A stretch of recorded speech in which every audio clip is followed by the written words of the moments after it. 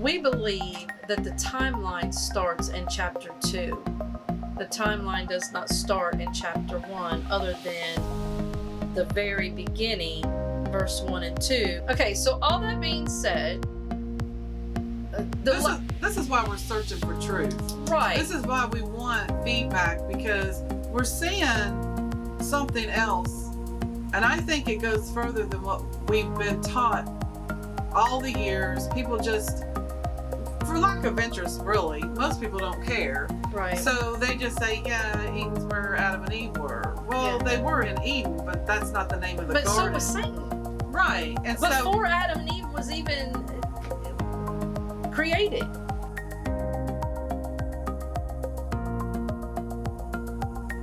Welcome back to Lolli and Lizzie. We are searching His truth, and I'm Lizzie. And I'm Lolli.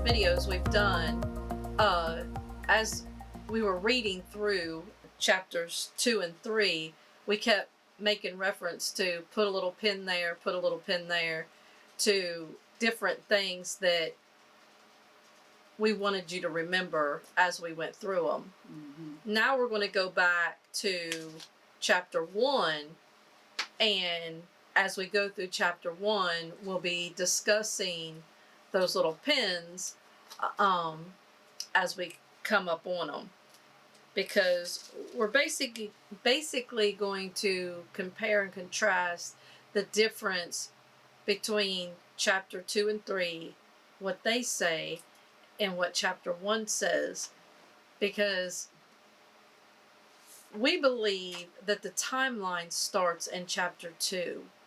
The timeline does not start in chapter 1 other than the very beginning, verse 1 and 2, where it talks about the gap between the original earth and the earth that we know today and what happened in between it. That's verses 1 and 2. But from verse 3 forward, we think that happened after chapter 3. At the end of 3, the very last verse says, "So he drove out the man, and he placed at the east of the Garden of Eden cherubims and a flaming sword which turned every way to keep the way of the tree of life." So that's where we left off. Man was removed from the Garden of Eden, which is on the mountain of God. There's nowhere in the Bible that we have found that reference exactly where the mountain of God is, because there's numerous verses. Some of them are in Revelation, some of them are in Isaiah. Ezekiel 28:13 and 14 says, "You were in Eden, the garden of God. Every precious stone was your covering," and then it names the precious stones. And it says, "The workmanship of your timbrels and pipes was prepared for you on the day that you were created." So this is talking about Satan, and it's talking about him being on the mountain of God. And it goes on to say, it says, "You were the anointed cherub who covers. I established you. You were on the holy mountain of God, and you walked back and forth in the midst of the fiery stones." And so what we're trying to get people to realize, and none of this is written in stone, we're still studying it ourselves, but in order for Satan to be cast to earth, even Jesus said, "I saw him fall like lightning from the sky." So Lucifer was in a different realm, in some sort of heavenly realm, and he was on the mountain of God. And he was cast to the ground. And it says clearly that he was in the garden. You were in Eden, the garden of God. And this isn't talking about when he was a serpent and Adam and Eve was deceived by, or Eve was deceived by him, because it goes on to say that you walked, it talks about how beautiful he was and how he was created and how he walked among the fiery stones. This is talking about a different time. This is talking about before he fell. He was on the mountain of God. He was in the Garden of Eden. Yeah, because there is the Garden of Eden, and it talks about the Garden of God. People think Eden is where he put Adam. He planted a garden in Eden. Eden is like a city or a huge garden, but it's God's. Yeah. Right. And then he planted a garden in Eden. Be like planting a garden in your city. Right. For you. Right. He planted a garden in Eden. So he was found in Eden. And then on down, like 2 or 3 verses, it says, on the mountain of God. Right. He's on the mountain of God. And then he's cast out to the ground. And so people think this is talking about where Adam was. That's not where Adam, he eventually will be on the east side of Eden. Right. It says that in chapter 2 or 3. Right. Wherever that was, but yeah, it's in chapter Genesis 2. So it doesn't, this Eden was already there. Right. Ezekiel 28, 13 and 14. That's where we're at right now, talking about this. So, yes, so Eden was already there. And it says that in Genesis 2:8, it says, and the Lord God planted a garden eastward in Eden. Eden was already there. Eden, he planted a garden on the east side of Eden. And there he put the man whom he had formed. So I'm getting a little bit ahead of myself. So what we're saying is, we want to open our minds to the possibility that the mountain of God was not on the physical earth that we know today. That the mountain of God sits outside the realm in a spiritual world. It sits in the spiritual realm. Because we talked about when they were deceived and when they sinned, when Adam and Eve sinned, it talks about how he clothed them with a tunic of skin. And we discussed how there was no animal, there's no mention of an animal, there's no mention of fur, there's no mention of a sacrifice, there's no mention of where they repented. You know, everyone wants to say that God, you know, killed an animal and broke covenant with Adam and Eve and took the fur and put it on them, because without blood there's no remission of sin. Okay, and all that, you know, Adam and Eve never asked for any. They never, at any point, does the Bible say they asked for forgiveness. I think we talked about that a little bit, where they were pointing fingers. Okay, so there's no mention of any animal giving its life, or God, you know, cutting it. Anytime that there's a sacrifice, the Bible goes into great detail of how the animal is treated. There is none of that is mentioned. And so, we have to get outside the box of what people have parroted to us in their own imagination for us to believe. Yeah, because just like Eden, I always thought Eden, I immediately thought of the Garden of Eden. But I was picturing it, that was the name of the garden that he was in. No. Eden is the place that he put on the east side. And so you assume things. It'd be like the garden of Lolli's backyard. It was like Lolli's backyard on the east side has a garden. Yeah, like I came over and planted a garden on the east side of Lolli's yard. Yes. And so there's a mountain and there's a place called Eden, and he planted a garden on the east side. Okay, so all that being said, this is why we're searching for truth. Right. This is why we want feedback, because we're seeing something else, and I think it goes further than what we've been taught all the years. People just for lack of interest, really, most people don't care. Right. So they just say, yeah, Eden's where Adam and Eve were. Well, Yeah. they were in Eden, but that's not the name of the but garden. so was Satan.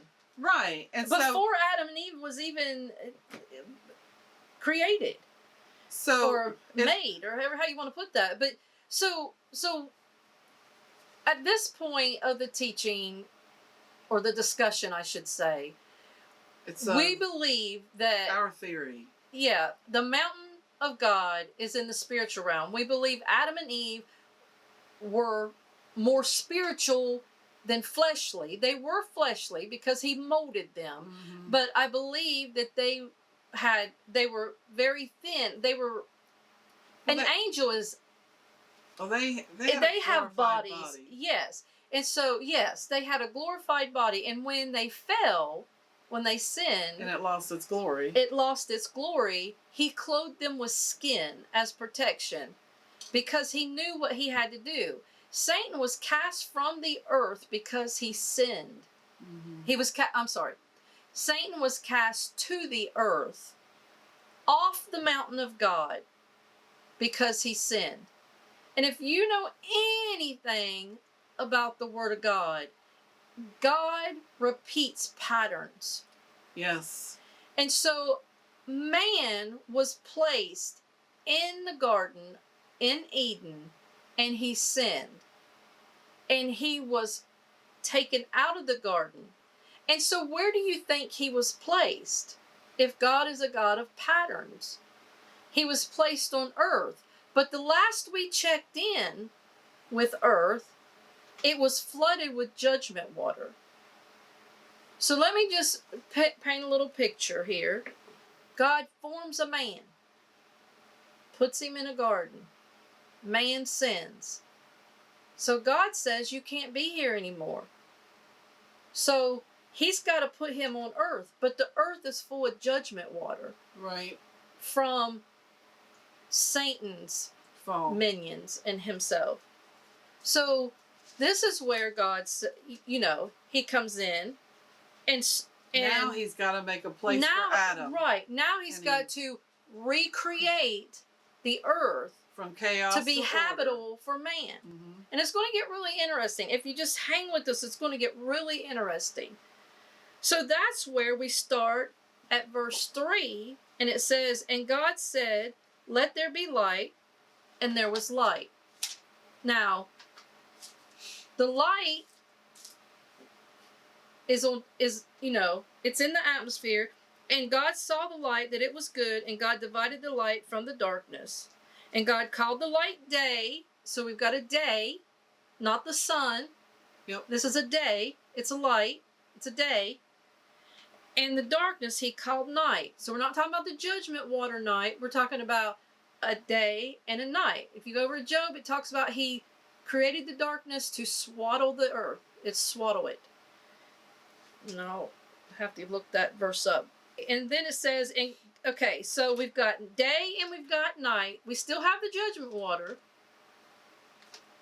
And it says, and God said, let there be a firmament in the midst of the waters, and let it divide the waters from the waters. So we've got the earth, and he's fixing to divide the waters from the waters. And I want to put a pause right there. Okay, I'm going to put a pause right there. Okay, so in Proverbs 8:27, it says, when he prepared the heavens, I was there. This is talking about wisdom. Wisdom's talking here. When he drew a circle on the face of the deep. I want you to hear this. I don't want you to skim past it. I want you to hear this. When he prepared the heavens, I was there when he drew a circle on the face of the deep. Face of the deep. So what we have over here, it says, and the earth was without form and void, and darkness was upon the face of the deep. That's Genesis 1:2. Mm-hmm. So,